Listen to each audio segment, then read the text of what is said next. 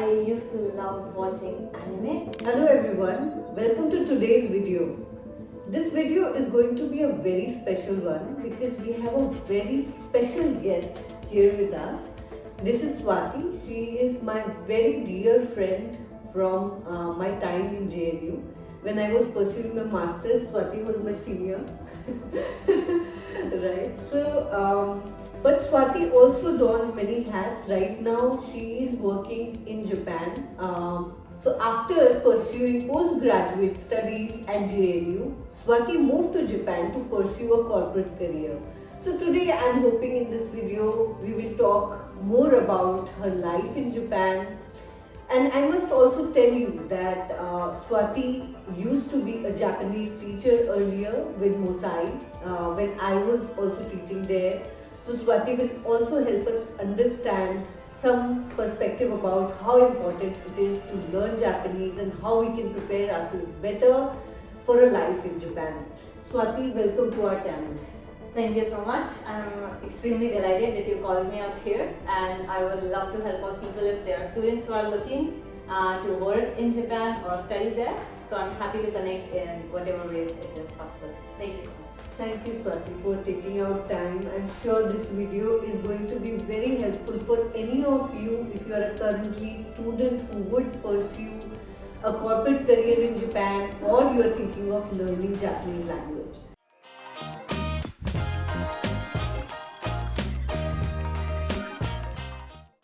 So Swati, can you briefly introduce yourself and what you are currently doing in Japan? I think you have introduced me well enough. But to reiterate, so my name is Swati. I have done my graduation from Delhi University and then I did my master's from JNU. I also learned Japanese language in Delhi University and then at Nihongo Center and then Mosai and JNU, and eventually I started teaching at Mosai and I worked as a freelancer for interpretation and translation projects, and eventually I moved over to Japan. Brilliant, brilliant, Swati. What a journey. That's a long journey. That's a long journey.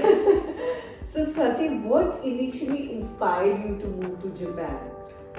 How long have you been living there, and what has been that journey like?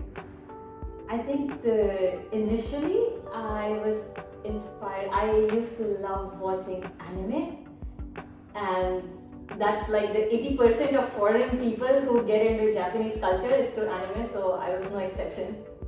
And since then, in the beginning, I wanted to just watch the anime without subtitles. And when I started studying, eventually, it grew, and then I'm here. So, yeah. Okay, interesting. So anime can actually take you places. So that's the learning you get. So, basically this anime is what motivated you to move to Japan. Yes. Okay. Eventually, yes. Okay. So what was this transition like? Did you face any difficulties when you initially moved to Japan? So I think Japan and India are countries which are very different in culture, languages, rituals, everything. So I think everything changed. And the transition is also it's very drastic because all of a sudden you have a very different set of cultures, values, religion, food, air, everything.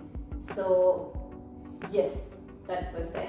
Okay, so Swati, can you tell us more about your educational background and how you really started to learn Japanese, where you gave us a list of institutes where you have learned it. So what has been that journey like? After graduating my school, I did my graduation from Delhi University in life sciences actually. And then when I was doing life sciences, I decided that I wanted to learn Japanese. So I switched over and I did my diploma then from Delhi University. And I also started learning Japanese language from Mosai. And I bridged that gap, and afterwards I went into JNU for my master's. And for my N1, which is the highest level of Japanese language, I covered that from Nihongo Center actually. And then I started working for freelance different short-term projects just to improve on my speaking and my written. And all the while I was searching for jobs in Japan. And yes, I think it took me 1.5 years or so before it was decided, and then I came here. Brilliant, brilliant. Now you understand that Swati was proficient in Japanese language before she moved to Japan. But I'm sure there are opportunities for students who are not proficient enough. We will talk more about those opportunities in a while.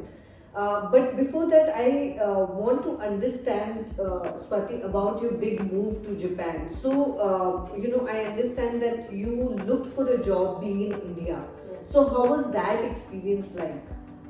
Yeah, I think looking for a job in Japan from India can be a very difficult task because firstly, people don't realize where are the actual channels which can help you get into the field, right? And you don't know the people, you don't know the institutions, then language is a huge barrier. You don't you need to have more than functional Japanese if you want to do all the research just by yourself. So that is required. You need people who know things because there is no official channels. So networking also plays a huge role if you want to learn Japanese. Definitely.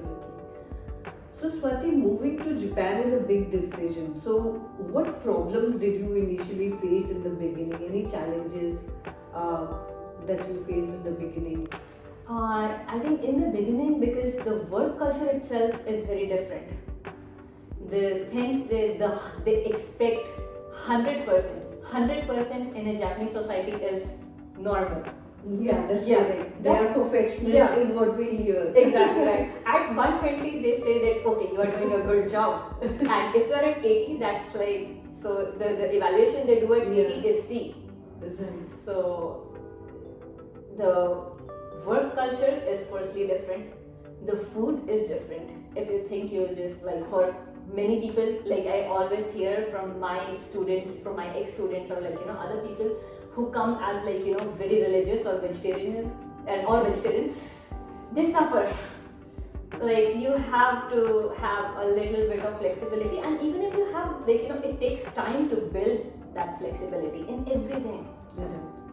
So these are the challenges I think everybody faces, how you communicate with them in lesser words with more context, how you eat with them, or the very basic things. So yeah, those are a few challenges that you experience in daily life. Yeah. That's right.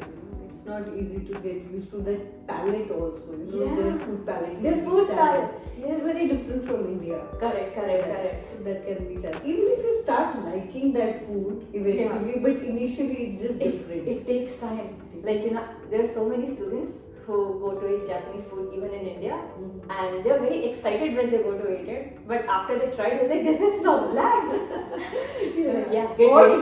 Or sweet. Yeah. Yes. Yeah. Their palate is more sweet. Yeah. And there are too many textures. They understand the subtle changes in taste. We don't, because we are used to the spices and masala. Yeah. That's correct. So, Swati, we hear about Japan being so perfectionist, and working in that environment. I'm sure it must have been a great learning experience for you. So, in terms of personal growth, has there been any life lessons that you have learned in your working life? Yes, I think as someone who often goes to Japan as well, so you must know it, but time is one thing that they are very, very strict on. I mean, your first impression is just decided by what time you arrive, because once again, arriving 10 minutes before is the norm. Right. Arriving on time is late. So that is something you have to keep in mind. Then once again, I'll just go back to this, I think multiple times in this segment, that you need to be flexible, because you learn to be flexible. Because in Japan, when you are living as a minority, there are only a few things which will go your way. Almost every other thing, they have a different way of doing it. They have a different thing which they think is common sense. and you just have to learn that it will not go your way. So you have to get that flexibility, like in terms of food. That if you're getting food, if you're getting protein from dal here, you have to get protein from some other thing over there. Right. So that is another thing that I think drastically changed. Yeah. That's right. So, Swati, any advice that you want to give to students or professionals who are looking to work in Japan? Yes, I think I mean it's not just for Japan. I think if you go to any new country, any new place, the first 6 months they are the struggle, because you have to understand the language, the culture, the food, the temperature, everything, right? And when it comes to Japan, because language is such a huge barrier, so you need to have, even if you have functional Japanese, even if you have fluent Japanese, you will still struggle. Yeah. Because you don't know whether what you're saying, how it lands. Yes. Right? Yes.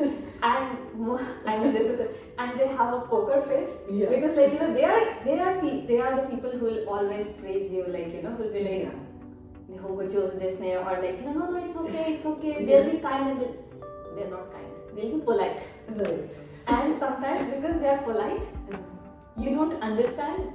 You blur it with kind, and then you end up like blurring those very clear boundaries. Right. And that is not healthy. So I think that is something that you have to take care of the first 6 months. You learn it, but once you are over that, then things become easier. Then you can navigate that. Thank you, Swati. Thank you for coming here. It was great having you. Thank you so much. It's always so nice to meet you and share these. Absolutely. It's always a pleasure. Yeah, thank you. Thanks everyone. So I hope this video was helpful for you to understand the work culture in Japan, the job market in Japan, and whoever is planning, gambatte kudasai, please work hard and find your place in Japan. Bye. Bye.